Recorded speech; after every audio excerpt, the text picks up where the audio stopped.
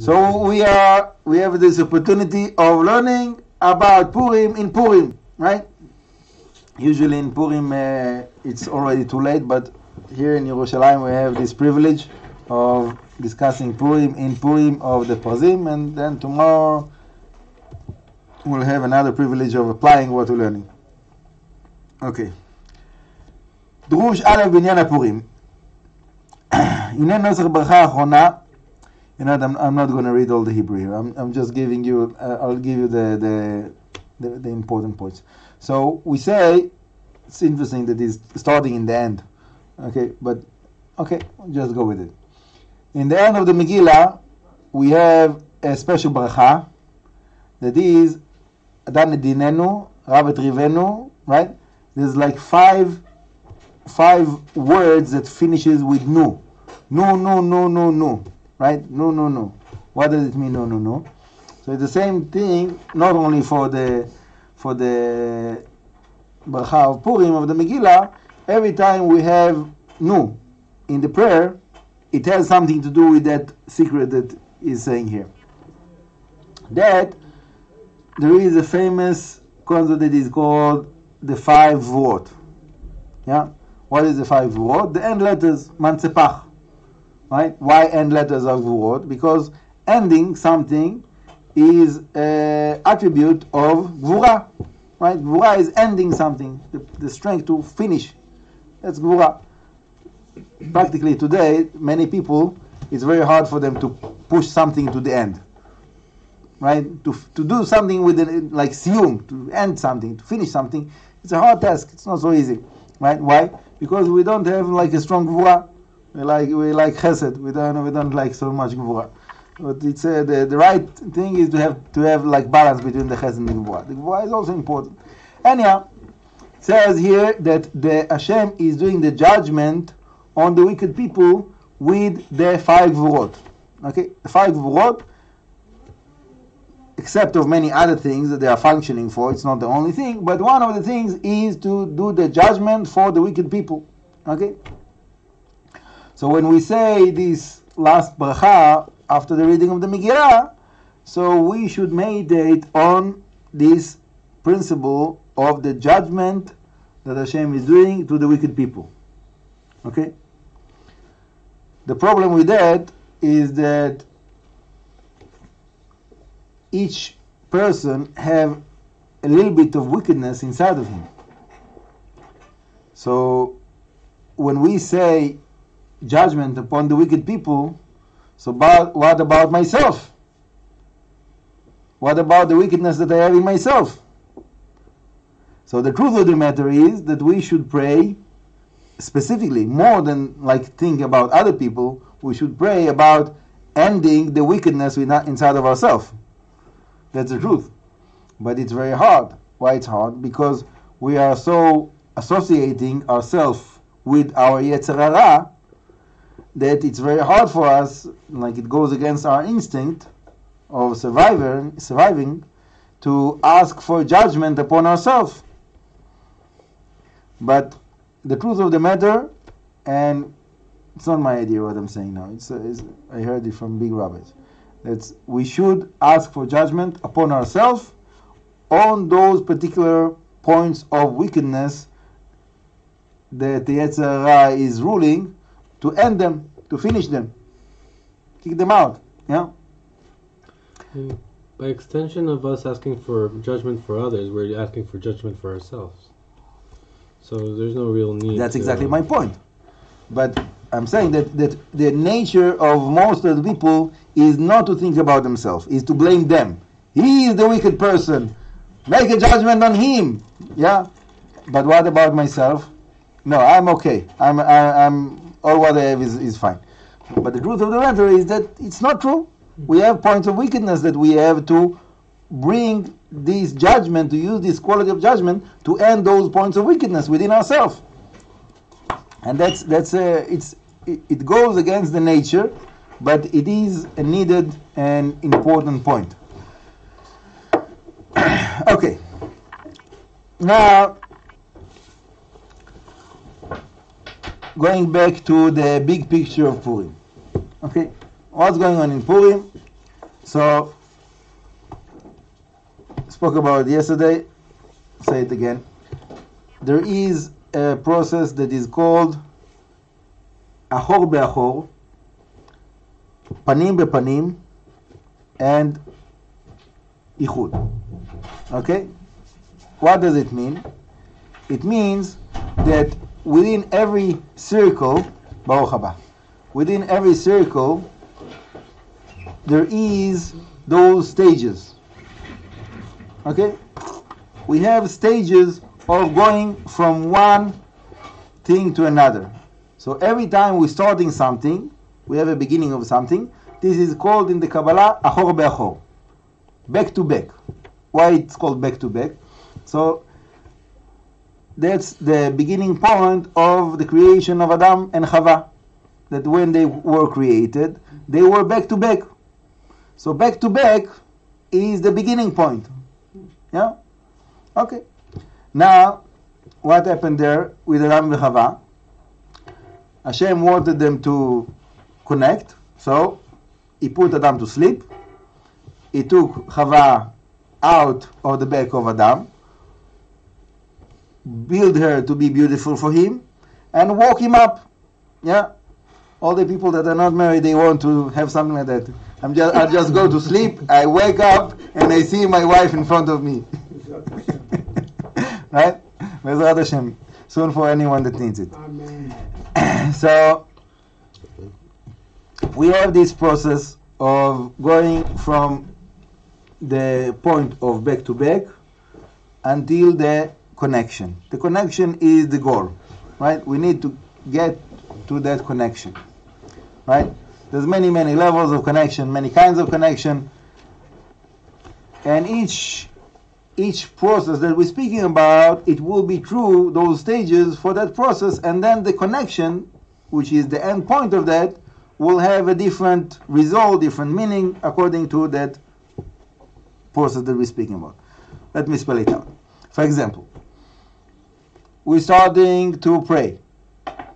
Shacharit, yeah? All what we are learning in the Siddur, right? Korbanot, Zmirot, Yotzer, going up from the Asiyah to the Yitzirah to the Bria, getting to the Atzilut. Right? Yesterday in the class, when we spoke about the structure of the Amidah, like in the big picture of the Amidah, so we said that the end of the Amidah, Sim Shalom, this is the unity. Okay? So what does it mean? It means that within that frame of the prayer, we're going from back to back with this middle point that Adam goes to sleep. So instead of Adam, let's call him Zeir and Pin. So Zeir and Pin goes to sleep. And then the end point is the connection in the end of the prayer. Right? So that's one example. What is the result of the connection that happens in the end of the prayer? We are creating new light, abundance, spiritual abundance, right? And then it comes down when after we finish the Amidah, Tachanun, Nefilat Abayim, when we going down from the world of the Atzilut back to the world of Asiyah, and we bring all the abundance to the lower worlds, right? So that you can say not only about one prayer, you can say that about different scales, right? So for example, there is a very big concept that the Rashash speaks about a lot, that is called Zun Dekad Shaot. What does it mean, Zun Dekad Shaot? Zun is the male and female aspects, yeah? Zeir and Pin and Nukba. Dekad Shaot of the 24 hours, Kad is 24, Shaot, hours, yeah? So the circle of Zun of 24 hours. In other words, like we have that process within the prayer, we have the same process within the larger scale of the 24 hours. We have another larger scale in the week. Yeah? So we're starting from Yom Rishon until the next Shabbat. We are preparing, and we're getting to the peak of Shabbat. We're getting to that goal again. Same thing we can say about a month. We can say about a year. Right? Here, the Arizal is giving us a big chidush that what happened in Shushan. The Jews that went to exile in Shushan. So that process, that the meaning, the spiritual meaning of the Jews there in Shushan, they were in that level of back to back. And they had to go through those stages. Maybe you want to take the chair here. Yeah. Good. So they had to go through those stages until they will be able to get to the connection. What will be the connection? And how many years we're talking about? We're talking about 70 years. Yeah? The exile between the first Beit HaMikdash to the second Beit HaMikdash was 70 years. Right? Why 70 years? Because it's tikkun for the 7 sfirot, from Chesed to Malchut. And when they got down to the Malchut, that was the time to end that exile.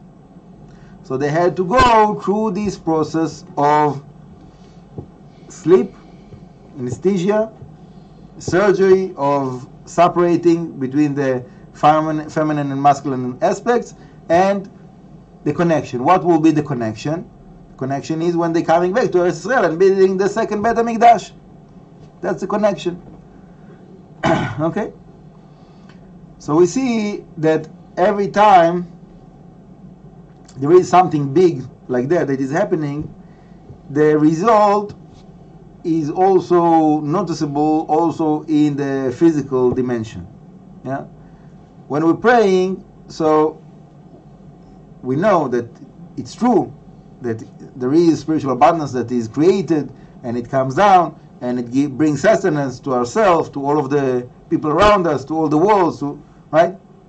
But when we're talking about something that is so big that it's like the vast majority of the Jewish people, including the Sanhedrin, that they went all to exile and they all came back, that's something that is huge, right? It's not something that one person praying, even a big tzaddik, but you're talking about like the vast majority of the Jewish people.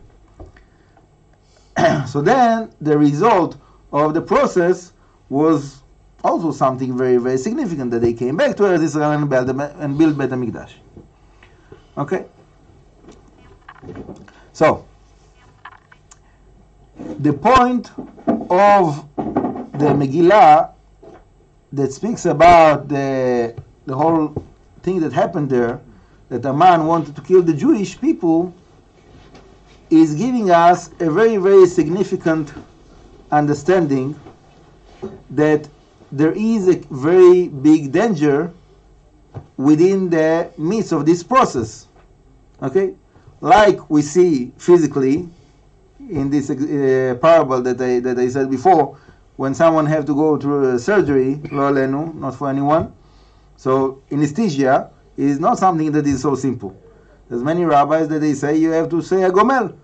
Even after, it doesn't matter what is the surgery. If there was anesthesia there was always a danger. Yeah? And even when we're just going to sleep, simply, right? We say, why we say like we do it before we're going to sleep? When we wake up, we say, thank you Hashem for bringing us back to life. Right? Because sleep is a little bit of death. It's not so simple, right? So the same thing that we understand it about the individual, the same thing is when we're talking about the larger scales. Okay? So we have that also with this story of Purim, that there was a sleep of the spiritual connection of Am Yisrael. And that's the reason that they went to this feast of Achashverosh. All of the like spiritual descending that happened there, that they went down from their spiritual levels, the majority of the Jews there, it's because of that sleep. They were in great danger spiritually, and it also got into the physical, right? So Haman is a revelation for that point of danger. right? One way to look at it is that he saw that potential and he wanted to take advantage of this potential. And it's also true. Yeah? The Arizal speaks about it. That he was a big sorcerer and he was able to see that there was some kind of a spiritual crisis for Am Yisrael, and he wanted to hit it in that point to finish Am Yisrael, Chas v'Shalom. So this is something that we have to know, that whenever we see like spiritual defects about ourselves and about the rest of the world around us, basically you can definitely connect that to this article of the Arizal on Purim, that this is a preparation for something very big. Okay? Obviously I'm not saying that we should like aim there, right? We shouldn't like have in mind to go down spiritually and to think that afterwards it will give us a certain benefit. It's not something that ever someone have to do it like consciously. But when it happens, that's the way of Hashem to bringing into the world another levels of revelations. Okay? And I'm sure that each one of the people here can say about himself a few cases like that, and about people that he knows about, a few things like that. And you see that very much, that there was like a certain crisis, spiritual, that became to be also physical, and then from this crisis, we grow and we get like the elevation that we need, basically. The beautiful thing here in this article of the Arizal is that even though there was this danger because the spiritual aspect that we had as a connection was in a sleep, there was still guarding from unexpected direction. Okay? So let's call it in the names that the Arizal is saying. We have, like I mentioned before, Zeir and Pin and Nukba, which is the masculine and feminine aspects. So basically, within that process of the anesthesia, the sleep, here it's called Dormita, what happens is that Zeir and Pin is the one that goes to sleep. And Nukba is awake. Okay? Adam went to sleep, and Chava was awake.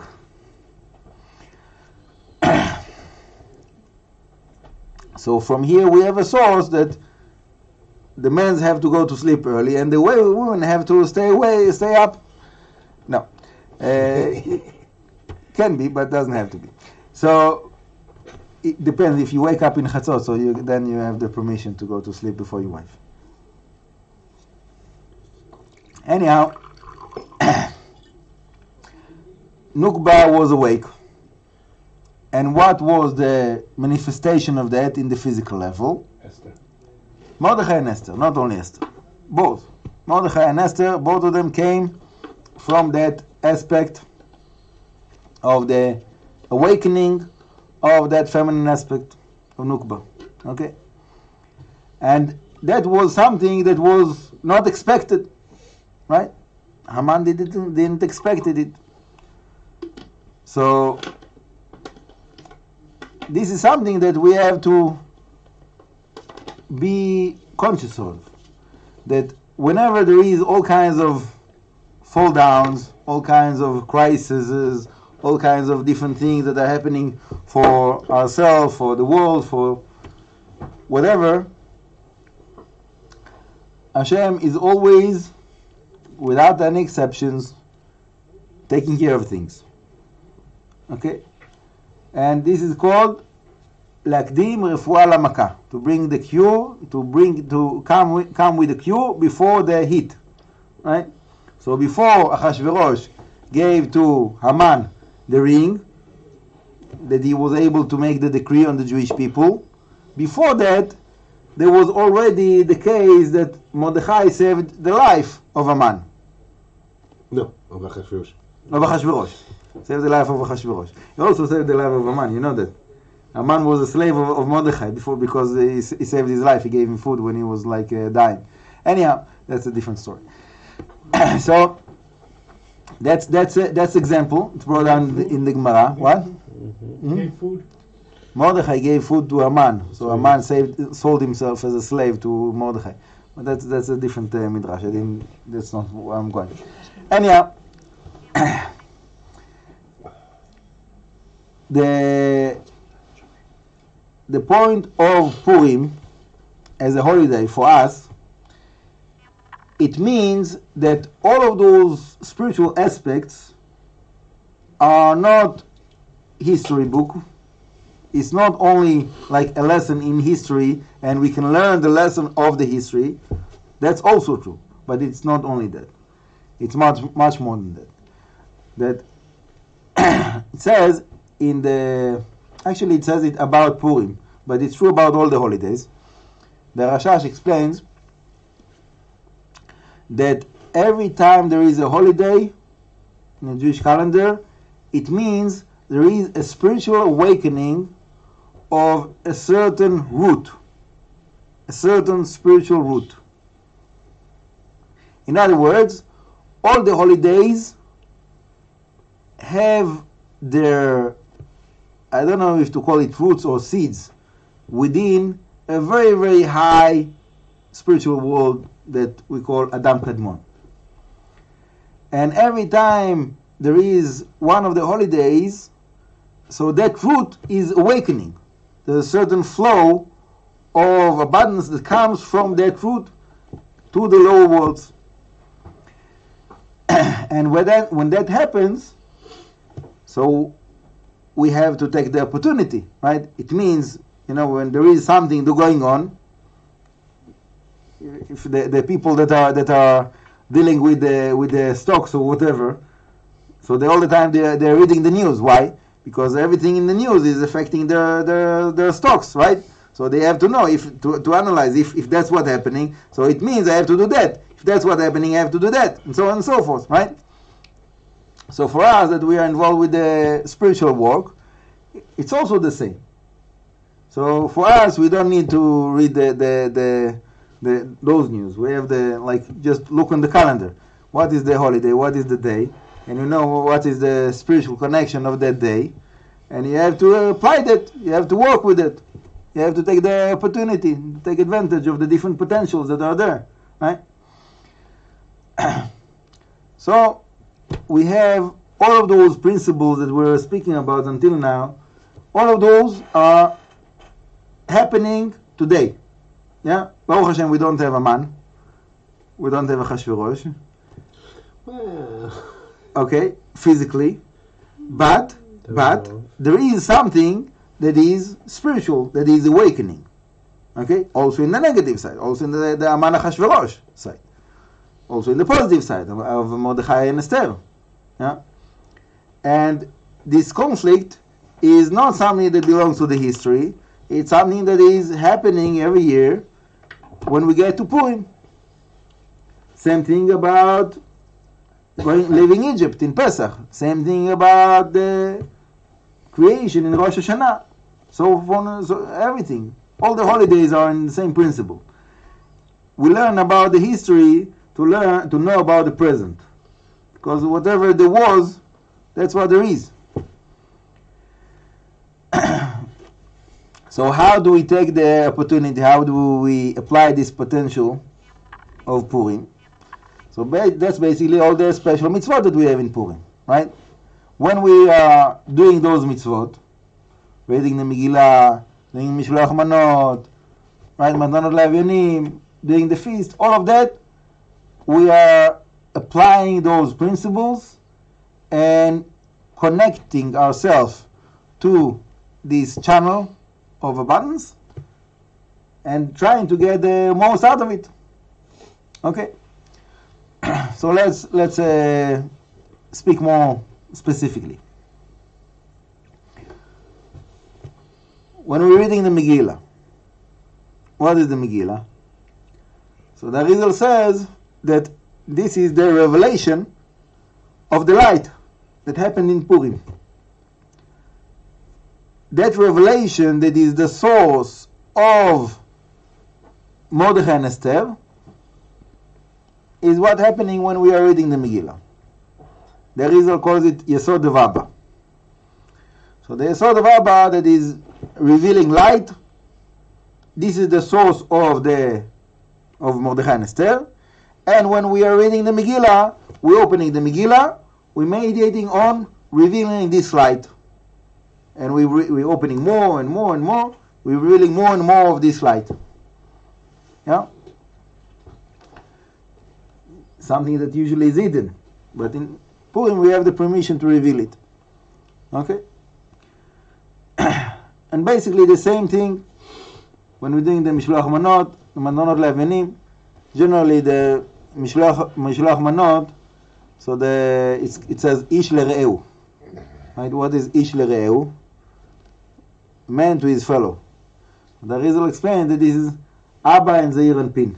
That this Yesod of Abba that is revealing the light, it comes to Zeir and Pin. Okay? Matanot Le'avenim, what is the Evyon? What is the poor man? Every time we have like this concept of poor, this is Malchut, right? So we are the Yesod is giving the abundance to the Malchut. And when we're doing the feast, which is, you know, the height of Purim, that Bezrat Hashem will do it in the right way, this is to sustain the light that is revealed within the Megillah and the Mishloach Manot and Manot Levanim. Okay? So if you just doing it quickly and go to sleep, so, okay, maybe you say the Chovah in the Halacha, but going to sleep is exactly the opposite of what we want to do, right? Going to sleep is you are removing the mochin, you're removing the abundance, right?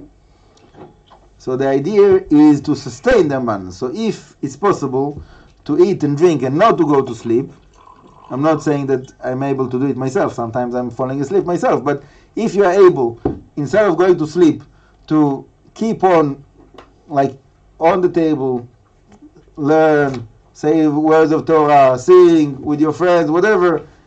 If you cannot go to sleep, all night? Not all night. It's like for Purim. Talking about Purim day. The mitzvah of the feast is Purim day. So when you're getting to the feast, according to the Rashash, it should be like within the 3 hours after Shacharit, not in the afternoon. But if you do that and you are able to continue with it through the day of Purim until Mincha, that's very, very good. Okay, obviously you can't pray Mincha drunk, so therefore because of that problem, so most of the places today, they are doing early Mincha and then they go to do the feast.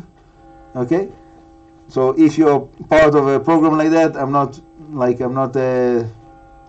not planning to interfere with anything, but I'm just saying, like, whenever you have the opportunity to be independent and to do whatever you want to do according to your understanding, according to your tradition. So I'm giving you over my tradition. This is the custom of the Rashash, to do the feast within the 3 hours after Shacharit. How do you gauge how drunk you are and you can pray Mincha? Okay, so my tradition about this is like this, is as follow. You have to count how much you drink, and you have, after, in a certain time, let's say 3 bottles. Let's say 1 o'clock. So you don't drink anymore. You put the wine out of the table, and you can whatever. I'm saying, for example, 1 o'clock. So then you have some, like, 4 hours of not drinking to become to be sober. Sober. Okay. Another possibility is going to sleep. That is like, it's supposed to be that when you wake up you are sober, okay, and then you are able to pray. Another way is to walk, like if you're walking, so it says in the halakha that it brings the wine out, and like if you do like a measurement of walking like 1 kilometer, about 1 kilometer for every revi'it of wine that you drank. So it's like that's what should like get you out of the being drunk. So we can do a purim marathon.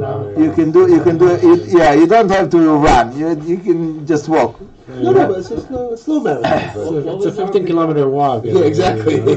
What was it from 1 o'clock? You stopped drinking. That you're supposed to wait 4 hours. If I'm saying like you have to. There is a certain an hour drink. What is it? Again, if you drink revi'it of wine, Just 58. so you're not supposed to pray anymore, even though you're not drunk.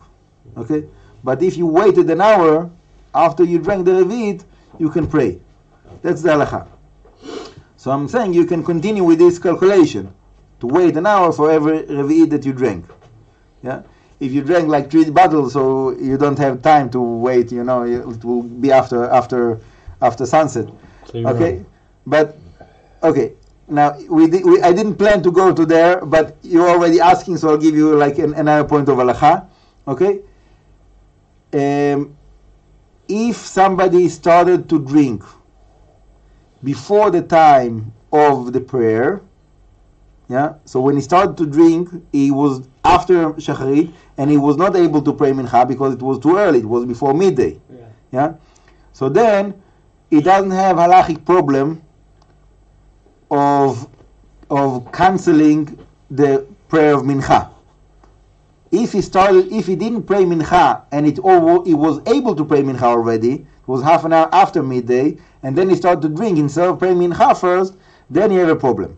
But if you start to drink in the morning and you continue to drink to the afternoon, and then you are not able to pray mincha because you are drunk, so you have the permission to do teshlumin and to pray twice arvit. Okay, if somebody started to drink when in time that he was supposed to pray, so then it's not honest, it's mazid, and then there's no teshlumin. But if you start to drink before and you were already drunk when the time for mincha came and you're not able to do that, so then so basically, worst come to worst, you can go to sleep, and when you wake up at midnight, so you go to the hotel and you pray arvit, and then you pray the teshlumin for mincha. Yeah, and you won't be the first person to do that. What's the problem with having the meal after mincha? What? What's the problem with having the meal after mincha? It's not a problem. I'm not saying it's a problem. Just the custom of the Rashash is to do it right after shacharit.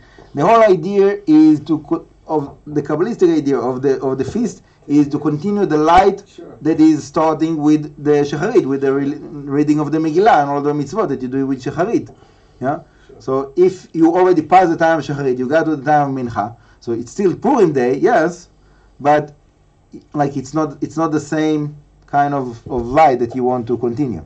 But there's nothing that, like, if you can read and you can actually pray, then you're allowed to pray. There's no halacha like that, right?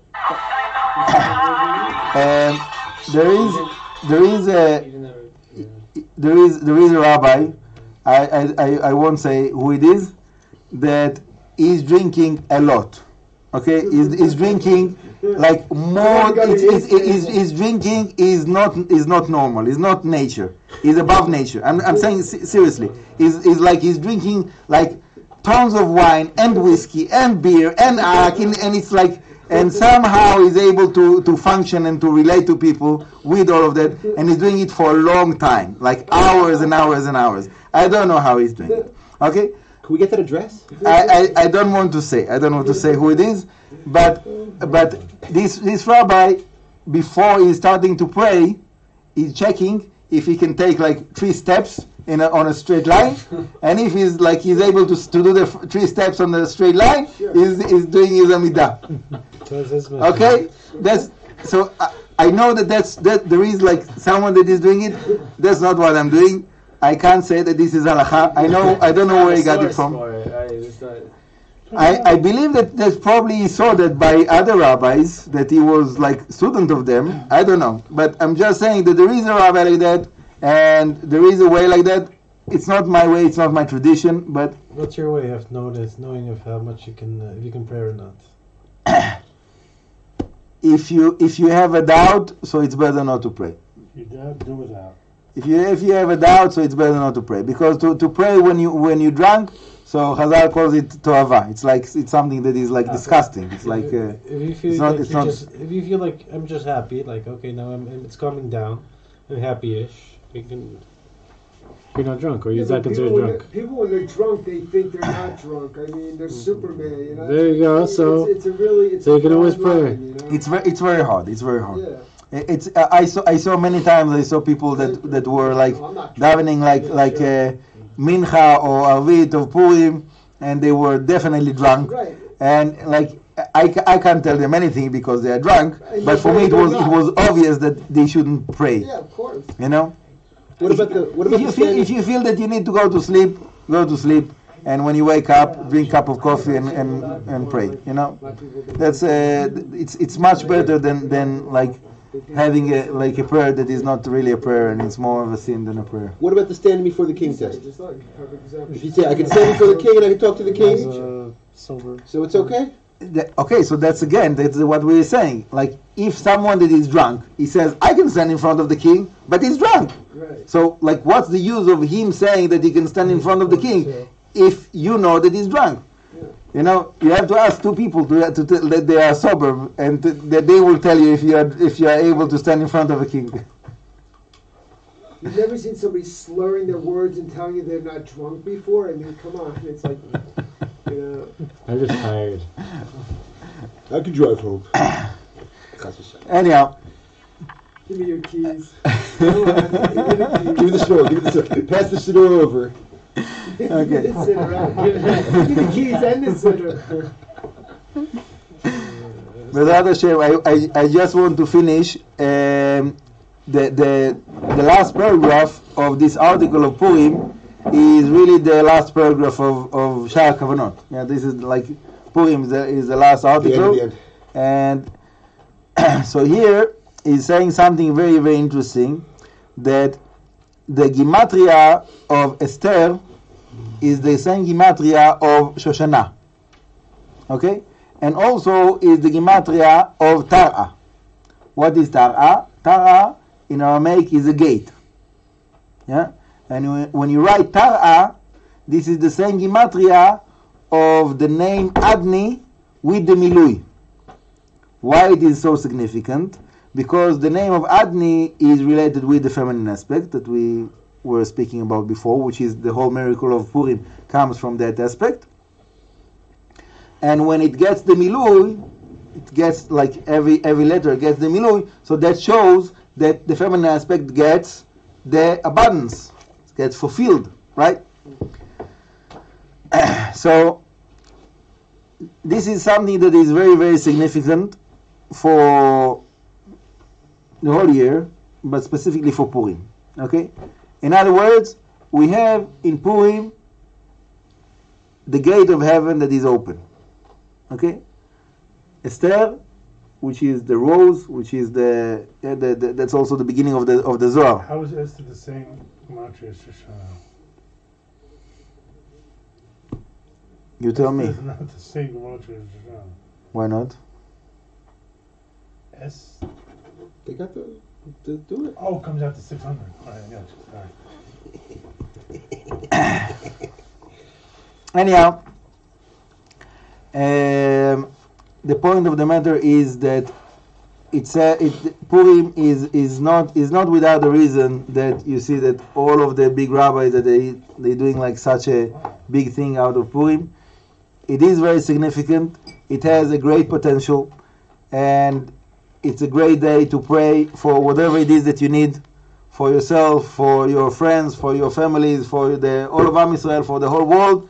As much as you are able to contain within yourself, within your prayers, the gates are open. the gates are open, and the light is there, and there is a bigger revelation. And as much as you are able to take this opportunity to bring this potential to be actual, and to get all the salvations that we need, and we need a lot of them, Bezrat Hashem, for ourselves and for the whole world. Baruch Adonai Le'olam. Amen v'amen. The class that you're giving, is that tomorrow?